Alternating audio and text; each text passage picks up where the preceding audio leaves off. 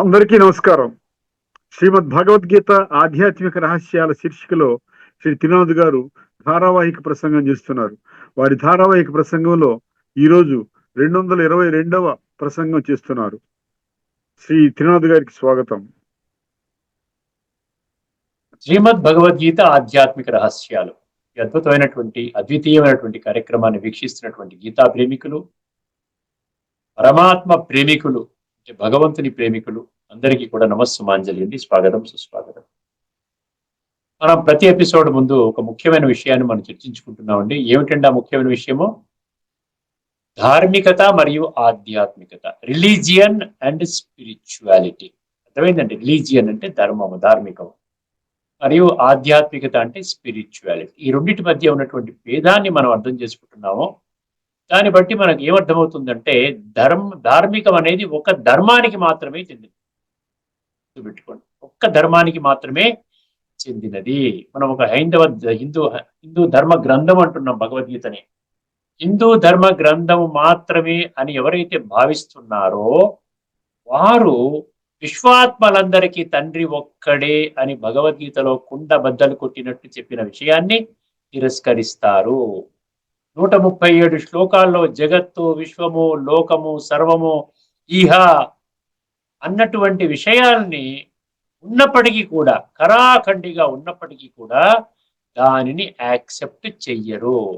అర్జున ఉవాచలో కూడా మనం ఏమర్థం చేసుకున్నాం? 11వ అధ్యాయంలో 43వ శ్లోకంలో పితాసి లోకస్య చరాచరస్య అన్నాడు. యో మామజమనాదించ వేత్తి లోకమహేశ్వరం అన్నాడు. ఈశ్వర సర్వభూతానాం అన్నాడు. సమూహం సర్వభూతేషు అన్నాడు. ఇలాగా ఇంత స్పష్టంగా నిర్ద్వంద్వముగా ఎటువంటి సందేహానికి, అపోహలకి ఎటువంటి విధంగా తావునివ్వకుండా భగవంతుడు ఇంత స్పష్టంగా చేసినప్పటికీ కూడా తాను పట్టుకున్న కుందేటికి మూడే కాళ్ళు అన్న చందమున ఇది కేవలము హిందువుల ధర్మ గ్రంథం మాత్రమే. మా భగవంతుడు, ఈ గీతా భగవంతుడు కేవలం హిందువులకు మాత్రమే భగవంతుడు. ఇది ఎంతవరకు మన అంగీకరించడానికి వీలవుతుంది చెప్పండి? ఇది తర్కరహితము, భగవంతుడు చెప్పిన మాటలకి సంపూర్ణంగా విరుద్ధము. దీనిని మనము ఈ విధంగానే నడిచినట్లయితే మనం భగవద్గీతకి బయటికి వెళ్ళిపోయి భగవద్గీత చదువుకుంటున్నాం. అందుకనే నేటి సమయంలో, సమాజంలో పఠన పారాయణ శ్రవణ మధ్యలో ఆచరణ అనే దాన్ని విస్మరించాము. ప్రచార ప్రసారం చేసుకుంటూ మనం కాలయాపన చేస్తూ ఉన్నాం. భగవంతుడు గీత ద్వారా మనకి ఏం చెప్తున్నాడు చెప్పండి? మనం ముఖ్యమైన విషయాన్ని ఇదివరకు కూడా చాలా ఎపిసోడ్స్ లో చర్చించుకున్నాం. అంతిమ సమయంలో నన్ను గుర్తు చేసుకోవాలి అన్నాడు. అంతకాలేచ మామేవ స్మరణ ముక్త్వా కళేబరం అన్నాడు. అంటే అంతిమ సమయంలో భగవంతుణ్ణి స్మృతి చెయ్యాలి అని భక్తి మార్గంలో కూడా ఉందిగా, శాస్త్రాల్లో కూడా ఉంది కదండి. భగవంతుణ్ణి స్మృతి చేస్తూ శరీరాన్ని త్యాగం చెయ్యాలి అని అన్నారు కదా. అలాంటప్పుడు దానికోసం ఎటువంటి ప్రిపరేషన్ చేస్తున్నాం మనం? ఎటువంటి ప్రిపరేషన్ లేకుండా 100% ఈ భౌతిక, ప్రాపంచిక, లౌకిక వ్యవహారాలలోని పూర్తిగా తల మునకలై ఉన్నట్టుండి, ఇప్పుడు గుండెపోటు ఉన్నట్టుండి వస్తుందండి. గుండెపోటు మనకేమి నోటీస్ ఇస్తుందా? ఒక్క క్షణము నోటీస్ ఇవ్వ చెప్పండి. ఉన్నట్టుండి కొలాప్స్ అయిపోతాడు. మొన్న మధ్య ఇక్కడ పుల్లెల గోపిచంద్ అకాడమీ మా రోడ్లోనే ఉంది. బ్యాడ్మింటన్ ఆడుతూ ఒక మనిషి చనిపోయాడు, కొలాప్స్ అయిపోయాడు. అర్థమైందండి. అలాగే ఇక్కడ మౌంట్ అబులో కూడా ఒక బ్రదరు ఆ విధంగా మంచి విధంగా డాన్స్ చేస్తూ ఏదో కార్యక్రమంలో డాన్స్ చేస్తుంటే అక్కడికి కుప్పకూలిపోయాడు. పెద్ద ఆయన, చాలా పెద్ద ఆయన, 80 సంవత్సరాల పైన ఉంటాయి. ఈ విధంగా మనం వింటున్నాం కదండి. ఎక్కడైనా నువ్వు అర్జెంటుగా ఆసుపత్రికి వెళ్ళు బాబు, ఆసుపత్రిలో నీకు అవన్నీ ఎక్కిస్తారు, ఆక్సిజన్ అవన్నీ ఎక్కిస్తారు, నువ్వు ఒక 5 క్షణాలు బతుకుతావు, ఈ 5 క్షణాలు భగవంతుని ధ్యానం చేసుకో, ఇలాగేమన్నా ఉంటుందా? భక్తి మార్గములో, ధార్మిక రంగంలో కూడా మనకేముంది? భగవంతుడి యొక్క ధ్యానముతో శరీరాన్ని త్యాగం చెయ్యాలి. అక్కడ ఏమంటారు? మామూలుగా భగవంతుని ధ్యానం చేసినట్లయితే కృష్ణమూర్తి బంటులు వచ్చి స్వర్గంలోకి తీసుకుని వెళతారు. ఒకవేళ ధ్యానం చేయకుండా శరీర త్యాగం చేసినట్లయితే యమధర్మరాజు బంటులు వచ్చి నరకానికి తీసుకుని వెళ్ళిపోతారు. అందుకని చూసారా, పిల్లల పేర్లు నారాయణ అని, విష్ణు అని, కృష్ణ అని, రామ అని చెప్పి ఇలా పెట్టుకుంటారు. ఎందుకంటే చిట్ట చివరి సమయంలో నారాయణ ఇలా రారా అంటూ పోయాడు అనుకోండి, కనీసం నారాయణ ఆ భగవంతుని యొక్క పిలుపు ఆ విధంగా అన్నాడు కాబట్టి విష్ణుమూర్తి భటులు వచ్చి పట్టుకుపోతారు. ఇట్లా ఉంది కదా, దీన్ని మనం తీవ్రమైన విషయంగా భావించటం లేదు. కానీ ఇది అత్యంత గుహ్యమైన విషయము, అత్యంత గంభీరమైన విషయము. ఇది చాలా తీవ్రాతి తీవ్రమైన విషయము. దీన్ని విస్మరించినట్లయితే మన యొక్క అధోగతికి మనమే బాధ్యులము అవుతాము. గుర్తుపెట్టుకోండి. ఇది ఆధ్యాత్మిక రంగంలో నిరంతరము పరమాత్మ యొక్క స్మృతి ఉండాలి అంటున్నాడు. సదా సతతము నిత్యము అంటున్నాడు కదా.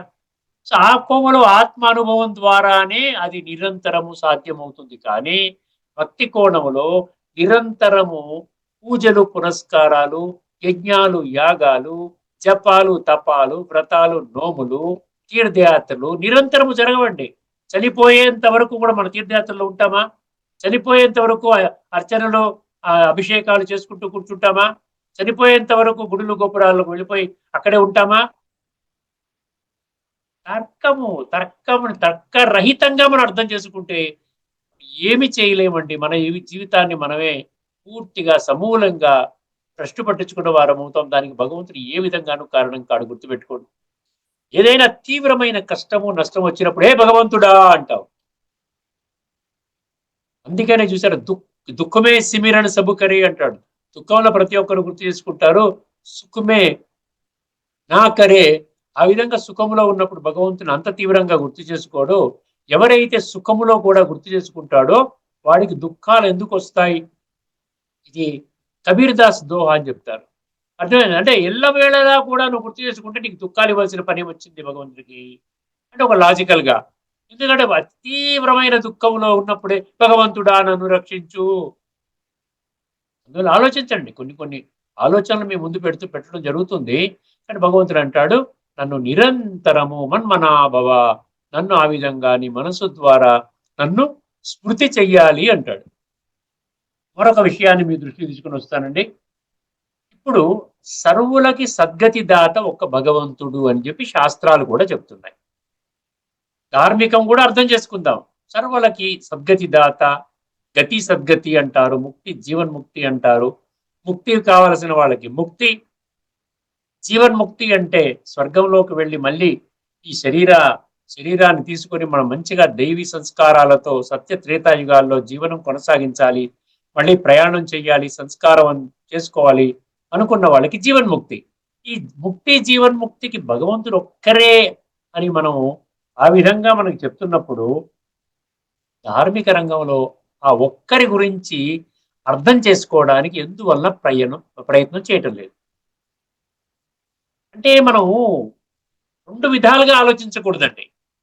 అర్థమైందండి? భగవంతుడు ఒక్కరే, మళ్ళీ అందరూ భగవంతులే, దీనికి పొంతన కుదరటం లేదు. పారాడాక్స్ అంటారు కదా, వైపరీత్యం. మళ్ళీ ఈ రోజులో అయితే వర్తమానంలో అయితే ఈ రెండు పదాలు ముఖ్యంగా వినబడతాయి మీకు. ఏమిటంటే శివోహం అంటారు. నేనే భగవంతుణ్ణి, నేనే ఈశ్వరుడిని, నేనే పరమాత్మని. అర్థమైందండి? శివ అహం. అహం అంటే నేను. ఎవరైతే సాధువులు, సన్యాసులు, ఋషులు, మునులు వక్ర మార్గంలో వాళ్ళకి బోధిస్తూ ఉన్నారు, వాళ్ళకి అర్థం కాలేదో వాళ్ళు ఏమంటున్నారు? మేమే పరమాత్మలం అంటున్నారు. పరమాత్మ సత్యమైన పరిచయం వాళ్ళకి లేదు, ఆత్మ యొక్క పరిచయం వాళ్ళకి లేదు. కానీ శివోహం అన్న అంటారు. ఇంకేమంటారు? అహం బ్రహ్మస్మి అంటారు. అహం బ్రహ్మస్మి అంటే పరబ్రహ్మ స్వరూపం, అంటే నేనే పరబ్రహ్మ స్వరూపం. ఈ విధంగా అంటూ మళ్ళీ భగవంతుడు ఒక్కరే, అంతిమ సమయంలో ఒక భగవంతుని మాత్రమే గుర్తు చేయాలి, ముక్తి జీవన్ముక్తి ప్రదాత. అర్థమైందండి? ఆ విధంగా గతి సద్గతిని ఇచ్చేటువంటి వాడు భగవంతుడు ఒక్కడే. ఇప్పుడు ఎంత కన్ఫ్యూజన్ లో తీసుకొచ్చారో చూసారు. అర్థమైందా మీకు? అందువల్ల ఈ కన్ఫ్యూజన్ సమూలంగా మీకు పోవాలి అంటే ఆధ్యాత్మిక జగత్తులో స్వయాన్ని ఆత్మగా అర్థం చేసుకుని సర్వాత్మలకి తండ్రి అయినటువంటి పరంపిత పరమాత్మ, పరమేశ్వరుడు, ఈశ్వరుడు, అర్థమైందండి, భగవంతుడు ఒక్కరే అని అర్థం చేసుకున్నప్పుడు అది మనసు ద్వారా సంబంధాన్ని జోడించే ప్రక్రియ అని అర్థం చేసుకున్నప్పుడు అది నిరంతరము కొనసాగుతుంది. అక్కడ అంతిమ సమయంలో మనం ధ్యానం చేయవచ్చు, సంస్కార పరివర్తన చేసుకునే విధంగా కూడా చేసుకోవచ్చు. భగవంతుడు ఒక్కడే అన్న విషయాన్ని కూడా మనము ఆ విధంగా స్పష్టంగా జ్ఞానం ఆధారంగా బుద్ధినేత్రాన్ని తెరుచుకొని సత్యం ఆధారంగా దానిని మనము అంటే మనకు ఆ క్లారిటీ ఉండాలండి. బుద్ధి నేత్రం తెరుచుకొని మనం ఏ విధంగా అయితే భౌతిక విషయాలు భౌతిక జగత్తులో మనం ఏదైనా సబ్జెక్ట్ తీసుకొని ఎంత క్లారిటీ ఉంటుంది చెప్పండి. చిన్న పిల్లవాడు ఒక రైమ్ చెప్పినా ఎంత క్లారిటీతో చెప్తాడండి. అర్థమైందండి. ఏదైనా సైన్స్, ఫిజికల్ సైన్స్ ఎంతో క్లారిటీ ఉంది. ఎన్నో ఫార్ములాలు దాని ప్రకారంగా ఎన్నో ఇన్వెన్షన్స్ జరిగాయి. ఎన్నో విధాలుగా సాధనాల్ని వాళ్ళు కనిపెట్టారు. విమానాలు కనిపెట్టారు. మొబైల్ ఫోన్స్ కనిపెట్టారు. అర్థమైందండి. ఈ విధంగా ఇంత కూడా ఒక ఫార్ములా ప్రకారంగా నడుస్తుంది కదా! ఇప్పుడు ఏ ఫార్ములా నాకు అక్కర్లేదండి. నాకు తోచిన విధానంలో నేను చేసుకుంటాను అన్న విధానంలోనే వర్తమానంలోని మనుషులు ధార్మిక జగత్తులో ఆ విధంగా ప్రయాణం చేస్తూ ఉన్నారన్నమాట వాస్తవం. ఆధ్యాత్మిక జగత్తులో సంపూర్ణమైన క్లారిటీ, భగవంతుని పట్ల నిష్ఠ, భగవంతుడు చెప్పినటువంటి జ్ఞానం పట్ల సత్యత, సంపూర్ణమైనటువంటి జ్ఞానం. ఆయన ఏం చెప్పారు? సింపుల్ జ్ఞానం. నిన్ను నీవు ఆత్మగా అనుభవం చేసుకుని ఆయన పరమాత్మని మనసు బుద్ధి ద్వారా సంబంధాన్ని జోడించుకొని స్మృతి చేసినట్లయితే నీ సంస్కార పరివర్తన జరుగుతుంది. సంస్కార పరివర్తన చేసుకున్న వాళ్ళు మాత్రమే స్వర్గంలోకి ఎంటర్ అవుతారు. అర్థమైందండి. ఇది ఒక గొప్ప భేదం మీరు గమనించాలి. ధార్మికంలో ఉన్న కన్ఫ్యూజన్ మనకేమవుతుందండి, మనకి ఈ యొక్క ఆధ్యాత్మిక జగత్తులో పోతుంది.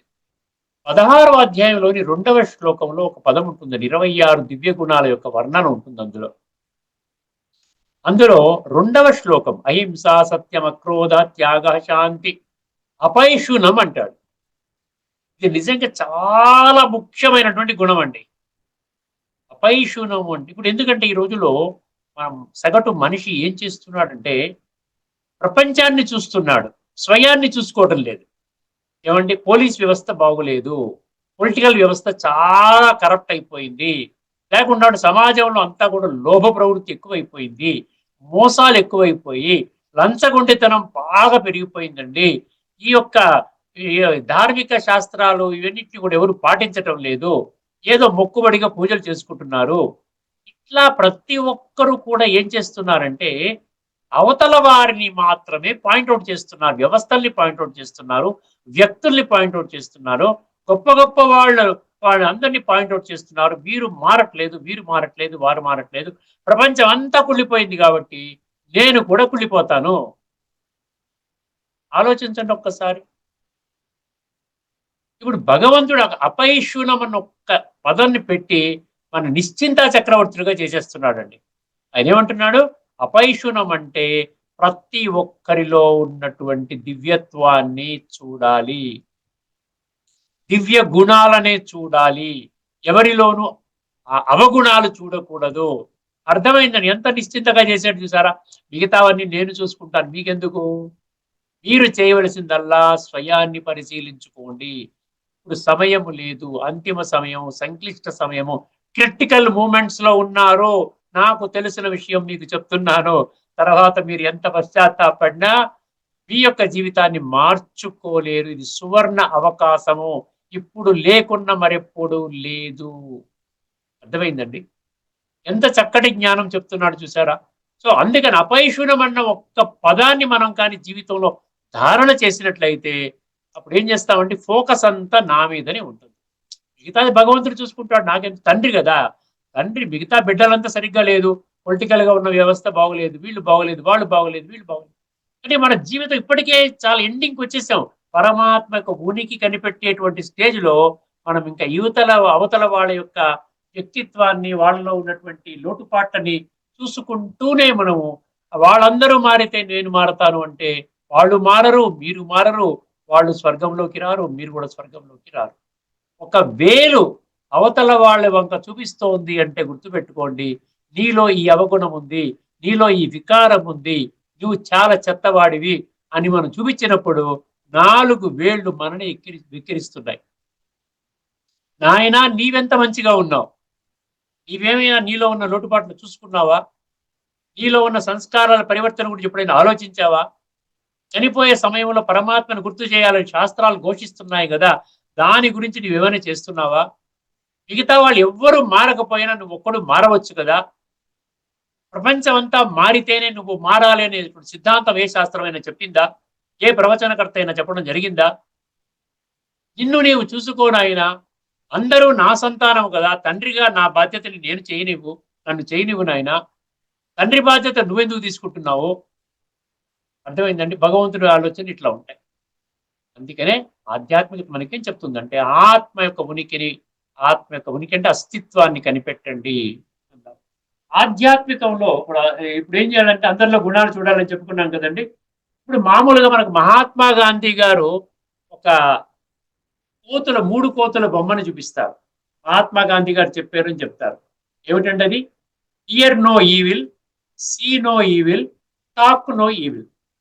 ఈ ఒక విషయాన్ని తెలుసుకొని మనం ముందుకు వెళదామండి. మన అంశంలోకి వెళ్దాము. ఇక్కడ hear no evil, talk no evil, see no evil అని మూడు కోతులను చూపిస్తారు. అది మామూలుగా మన డ్రాయింగ్ రూమ్స్ లో కూడా కొంతమంది పెట్టుకుంటారు. Talk no evil, see no evil, hear no evil. ఇది ఎవరి కోసం చెప్పండి? కోతుల కోసమా? ఇది కోతుల కోసమా? మనుషుల కోసమా? ఎందుకంటే మనుషులైతే ఈ రోజున సీ నో ఈవిల్ అంటే వాళ్ళు ఈవిల్నే చూస్తున్నారు. హియర్ నో ఈవిల్ అంటే వాళ్ళు ఈవిల్నే వింటున్నారు. టాక్ నో ఈవిల్ అంటే వాళ్ళు ఈవిలే మాట్లాడుతున్నారు, చెడే మాట్లాడుతున్నారు, మంచి మాటలు మాట్లాడటం లేదు. విషయ వికారాలలో కూరుకుపోయి అంతా కూడా కామ క్రోధ లోభము అహంకారాలలో వలయంలో కూరుకుపోయి మాట్లాడుతున్నారు. వాళ్ళు ఇవన్నీ పాటించట్లేదు. ఇప్పుడు ఎవరి కోసం మహాత్మా గాంధీ గారు ఈ మూడు కోతుల్ని ఆ విధంగా పెట్టారు? ఒక్కసారి అర్థం చేసుకోండి. ధార్మికంగా ధార్మికంలో దీనికి ఏమైనా సొల్యూషన్ ఇచ్చారా? లేక పర్వాలేదండి అదేదో బొమ్మలు పెట్టామంతే డ్రాయింగ్ రూమ్ లో కొంచెం ఆ విధంగా ఎవరో వచ్చిన వాళ్ళకి మెసేజ్ మా గురించి కాదండి. ఎవరో ఇంటికి వస్తారు కదా, వచ్చినప్పుడు సీనో ఈవిల్ అంటే మనం మంచి చూడాలన్నమాట. ఓకే, వాళ్ళ కోసం అన్నమాట, మన కోసం కాదు. ఆధ్యాత్మికంలో మరో రెండు అటువంటివి పెట్టడం జరిగింది. Hear no evil, see no evil, talk no evil తో పాటుగా మరో రెండు ఏంటండి? Think no evil. ఈ సంకల్పంలో కూడా చెడు ఆలోచించొద్దు. రెండవది డూ నో ఈవిల్. నీ ఎటువంటి కర్మ కూడా చెడు కర్మ చేయొద్దు. అంటే 5 వచ్చేసాయి. ఆధ్యాత్మికంగా 5 వచ్చాయి, ధార్మికంలో 3 మాత్రమే. ఆ మూడింటిని కూడా ఎవరు ఆచరించడం లేదండి. నిజంగా ఆ మూడింటిని ఆచరిస్తే ప్రపంచ స్వర్గంలాగా అవుతుంది. భగవంతుడు ఇంకా రానవసరం లేదు. సీనో ఈవిల్, మంచినే చూస్తాము, అందరిలో దివ్య గుణాలనే చూస్తాము, మంచి మాటలే వింటాము, మంచి ఈ విధంగా మంచి హియర్ నో ఈవిల్, టాక్ మంచిగా మాట్లాడతాము, మంచి చూస్తాం, మంచి వింటాం. ఈ 3 చేస్తే ప్రపంచం మారిపోతుంది. ఈ 3 చెయ్యకుండా ఉండాలంటే బీజం ఎక్కడి నుంచి వచ్చింది? ఆలోచన, సంకల్పము, థాట్. అందుకని నీ యొక్క థాట్ ని నువ్వు పరివర్తన చేసుకో. నీ యొక్క థాట్ ని శుద్ధీకరణ చేసుకో. ప్యూర్ థాట్ నువ్వు జనరేట్ చేయాలి. Pure and positive thought generate చేయాలి. అప్పుడు ఆటోమేటిక్ గా మంచి చూడవు, మంచే చూస్తావు, మంచే వింటావు, మంచే మాట్లాడతావు. నీ కర్మలు కూడా డూ నో ఈవిల్ అంటే నీ కర్మలు కూడా శ్రేష్టంగా అవుతాయి. ఇది ఆధ్యాత్మికతలో ఇంప్లిమెంటేషన్కి ఇంపార్టెన్స్ అండి. ఇంప్లిమెంటేషన్ పెరాలిసిస్ అంటారు అక్కడ. ధార్మిక జగత్తులో, భౌతిక జగత్తులో అన్ని చెప్తారు, మంచి మాటలు చెప్తారు, కానీ చెప్పేవాళ్ళు ఆచరించరు, వినేవాళ్ళు ఆచరించరు. మీకు మొబైల్లో ఒక మంచి సూక్తి వచ్చిందండి, మంచి థాట్, డివైన్ థాట్ వచ్చింది, అర్థమైందండి? మంచి థాట్ వస్తే మీరు ఏం చేస్తారు? ఒక్కసారి మీరు మీ గ్రూప్స్ అన్నింటిలో కూడా షేర్ చేస్తారు, అర్థమైందండి? ఆ షేర్ చేసుకున్న వాళ్ళకి వచ్చింది, వాళ్ళు ఏం చేస్తారు? అదే ఎంత అద్భుతమైన థాట్ పంపించారండి, పలానా సుబ్బారావు గారు పంపించారు, మా అన్నయ్య పంపించారు, లేదా మా ఫ్రెండ్ పంపించారు, చూసుకుంటే అద్భుతంగా ఉంది, అద్భుతంగా ఉంది అని ఏం చేస్తారు? మళ్ళీ ఆయన గ్రూప్స్ లో పంపిస్తాడు. మళ్ళీ ఆ వచ్చిన వాళ్ళు ఏం చేస్తారు? మళ్ళీ వాళ్ళ గ్రూప్స్ పంపిస్తారు.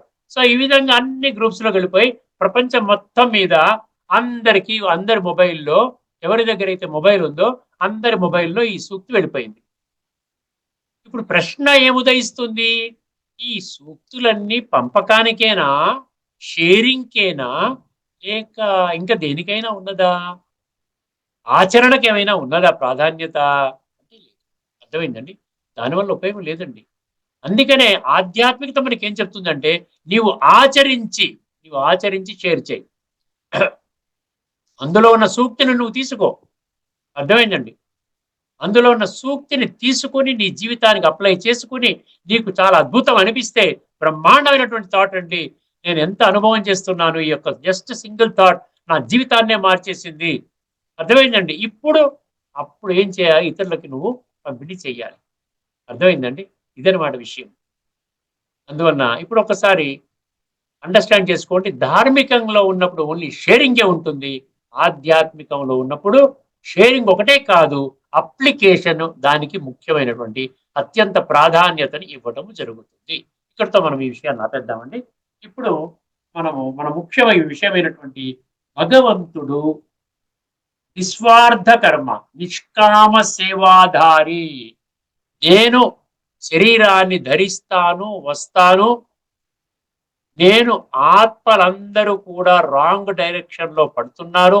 ఈ ధార్మిక జగత్తులో మనం చూస్తున్నాం కదా, గత ఎన్నో ఎపిసోడ్స్ నుంచి మనం ఆ విశ్లేషణ చేస్తూ ఉన్నాం. ఒక్కసారి బుద్ధి నేత్రాన్ని తెలుసుకుని అర్థం చేసుకుంటే వీళ్ళంతా రాంగ్ రూట్ లో వెళ్తున్నారు. నా పిల్లలు రాంగ్ రూట్ లో వెళ్తున్నప్పుడు తండ్రిగా నా బాధ్యత నేను వచ్చి వాళ్ళకి చక్కటి మార్గాన్ని చూపించి దాన్ని అక్కడి నుంచి మంచి మార్గంలోకి వెళ్ళి వాళ్ళ జీవితాన్ని సర్వాంగ సుందరంగా అనండి మంచిగా తయారు చేసి రాబోయేటువంటి సత్యయుగంలోకి వెళ్ళేటువంటి అర్హత వాళ్ళకి ప్రాప్తింపజేయడం నా యొక్క విద్యుక్త ధర్మం అనుకుని భగవంతుడు చేస్తున్నాడు. అదే క్రమంలో మీ ముందుకు మరొక శ్లోకాన్ని తీసుకొస్తున్నానండి. అదే క్రమంలో మీ ముందుకు మరొక శ్లోకాన్ని తీసుకొస్తున్నాను. చాలా జాగ్రత్తగా వినండి. 9వ అధ్యాయంలోని 9వ శ్లోకం. 9వ అధ్యాయంలోని 9వ శ్లోకం రాసుకునే వాళ్ళు రాసుకోవచ్చు. అర్థమైంది ఏమంటున్నాడు ఇక్కడ? నచమాంతాని కర్మాణి నచమాంతాని కర్మాణి నిబధ్నంతి ధనంజయ. నచమాంతాని కర్మాణి నిబధ్నంతి ధనంజయ ఉదాసీనవదాసీనం అసక్తం తేషు కర్మషు. ఇది శ్లోకం అండి. నచమాంతాని కర్మాణి నిబధ్నంతి ధనంజయ. నా నిబధ్నంతి అంటే నేను చేసేటువంటి కర్మలు. ఏం కర్మలు? ఆయన చేసే కర్మలు ఏంటి? ఏం కర్మలు? విశ్వ పరివర్తన కర్మ, ప్రపంచాన్ని నవీనీకరించడం అన్న రెన్యువల్, వరల్డ్ రెన్యువల్ అంటారు. మాకు ఒక మ్యాగజైన్ వస్తుంది ప్రతి నెల, దాని పేరే ద వరల్డ్ రెన్యువల్. అర్థమైందండి? అది మౌంట్ అబులో ప్రింట్ అయి వస్తుంది, ప్రతి నెల ఒక కాపీ వస్తుంది. వరల్డ్ రెన్యువల్, ప్రపంచాన్ని మళ్ళీ క్రొత్త ప్రపంచానికి, పాత ప్రపంచాన్ని తొలగించి కొత్త ప్రపంచాన్ని స్థాపన చేసేటువంటి దివ్య కర్తవ్యాన్ని నేను చేస్తున్నాను. ప్రపంచాన్ని మార్చడము అంటే ఈ ప్రపంచములో నివసిస్తున్నటువంటి మనుషుల యొక్క మనసులో ఉన్నటువంటి చెడు సంకల్పాలని శుద్ధ సంకల్పాలుగా మార్చటం అంటే మనసుని కడగటము, బుద్ధిని కడగటము అంటే ఆత్మని కడగటము. ఆత్మశుద్ధి లేని ఆచారం అది ఎలా అన్న వేమన శ్లోకం వేమన సూక్తి అనుసారంగా ఆత్మశుద్ధి లేకుండా ఏమి చేసినా వ్యర్థమండి. ఏదైనా చేసుకోండి, మీరు ఆత్మశుద్ధి జరగకపోయినట్లయితే మీ ఎఫర్ట్స్ అన్ని కూడా కేవలం కొద్దిసేపు మీకు ఏమైనా అనుభూతి మంచిగా అనిపిస్తే అనిపించవచ్చు, కానీ దాని వలన ఎటువంటి ఉపయోగం లేదు. కేవలం ఒక్క జన్మ, ఈ ఒక్క జన్మలో కూడా సుఖశాంతులు ఇవ్వలేదు. మళ్ళీ రాబోయేటువంటి సత్యత్రేతాయుగాల్లో మిమ్మల్ని ప్రవేశించకుండా అడ్డుకుంటుందన్నమాట ఆత్మశుద్ధి చేయకపోతే. అందుకని భగవంతుడు ఏమంటున్నాడు? నేను కేవలం ఏదైతే అవసరమో, ఇప్పుడు నేను దేని కొరకు వచ్చాను? ధర్మ సంస్థాపనార్థాయ సంభవామి. ధర్మస్థాపన కోసం వచ్చినప్పుడు నేను ఏం చెయ్యాలి? నేను ఏమని వాగ్దానం చేశాను? Re-establishment of A righteous world అన్నాడు.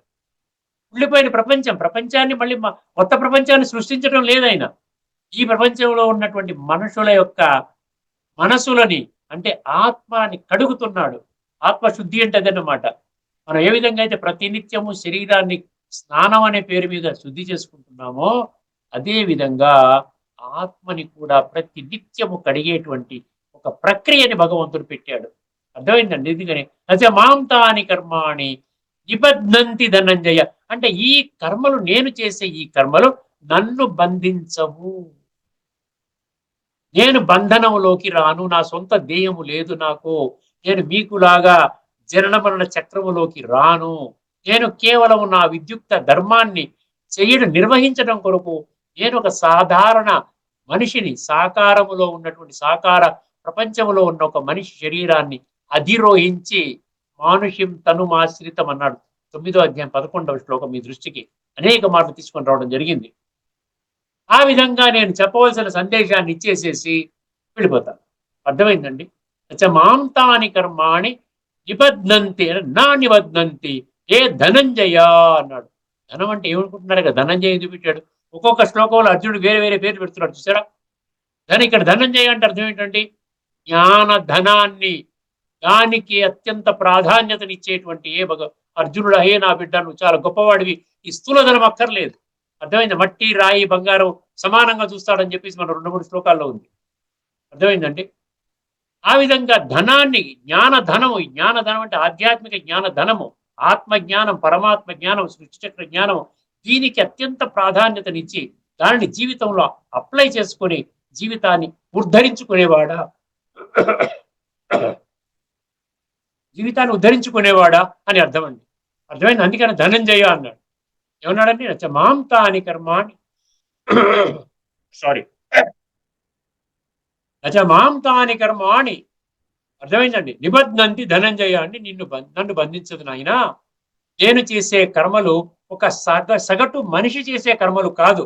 నేను చేసే కర్మలు దివ్య కర్మలు, డివైన్ యాక్ట్ అన్నమాట. నార్మల్ హ్యూమన్ బీయింగ్ చేసే యాక్ట్ కాదు నేను చేసేది. వాళ్ళు ఏదో పొట్ట పోషించుకోవడం కోసం చేస్తున్నారు. ఆ క్రమంలో వాళ్ళు చెడు కర్మలు కూడా చేస్తున్నారు, సంస్కారాలు నింపుకుంటున్నారు, కార్మిక బాండేజ్లోకి వెళ్తున్నారు, అంటే కర్మ బంధంలోకి వెళ్తున్నారు. ఆ విధంగా సంస్కారాలను పాడు చేసుకుంటున్నారు. అది రివర్స్ చేయడానికి నేను వచ్చాను. నేను కూడా కర్మబంధనంలోకి వచ్చేస్తే, నేను కూడా కర్మబంధనంలోకి వచ్చేసి ఇంద్రియ సుఖాల కోసం అలా దిగిపోయి ఎలాగో శరీరం దొరికింది కదా. అందుకనే భగవంతుడు మనకు క్లారిటీ ఇస్తున్నాడు. నేను కానీ నా దివ్య కర్తవ్యాన్ని నేను చేయకపోయినట్లయితే, భగవంతుడు ఒక శ్లోకంలో అన్నాడండి. ఏంటంటే శ్లోకము 3వ అధ్యాయంలోని 23వ శ్లోకంలో అంటాడు. ఏమంటాడు అక్కడ? యది యహం న వర్తేయం జాతు కర్మణ్య అతేంద్రిత మమ వర్త్మానువర్తంతే మనుష్యా పార్థ సర్వశ. అది అండర్లైన్ చేసుకోండి. మమ వర్త్మానువర్తంతే. వర్త్మ అంటే మార్గము. ఆ మార్గంలోనే నేను పెట్టిన మార్గం, నేను ఏం పని చేయలేదనుకోండి, నా మార్గంలోనే అందరూ వచ్చి అందరు ఇంకా కుళ్ళిపోతారు. ఇంకా కొత్త ప్రపంచం అంటూ రావటం అంటుంది. మమ వర్త్మానువర్తంతే మనుష్యా పార్థ సర్వశ అన్నాడు. సర్వ మనుషులు కుళ్ళిపోతారు. కలియుగం కంటే ఘోరాతి ఘోరమైన కలియుగం అనేది వస్తుంది. ఇంకా ఈ కాలచక్రం అనేది ఆగిపోతుంది. ఆ విధంగా ఉండడానికి అవకాశం లేదు. కాబట్టి నేను వచ్చి కాస్త జ్ఞాన నేత్రాన్ని తెరిపించి ఆధ్యాత్మిక జ్ఞానాన్ని ఇచ్చి సంస్కార పరివర్తన ఏ విధంగా చేసుకోవాలో నేను చెప్తాను. ఇది 2 పంక్తులు మీకు అర్థమైంది కదండి. నచమాం తాని కర్మాణి నిబధ్నంతి ధనంజయ. ఈ 3వ పంక్తి 4వ పంక్తి జాగ్రత్తగా గమనించండి. ఉదాసీనమదాసీనం అన్నాడు. ఉదాసీనం ఆసీనం. ఆసీనం అంటే కూర్చుంటాడు, సీట్ అన్నమాట. ఆసీనం అంటాడు, ఆసీనులు కంటి అంటాం కదా.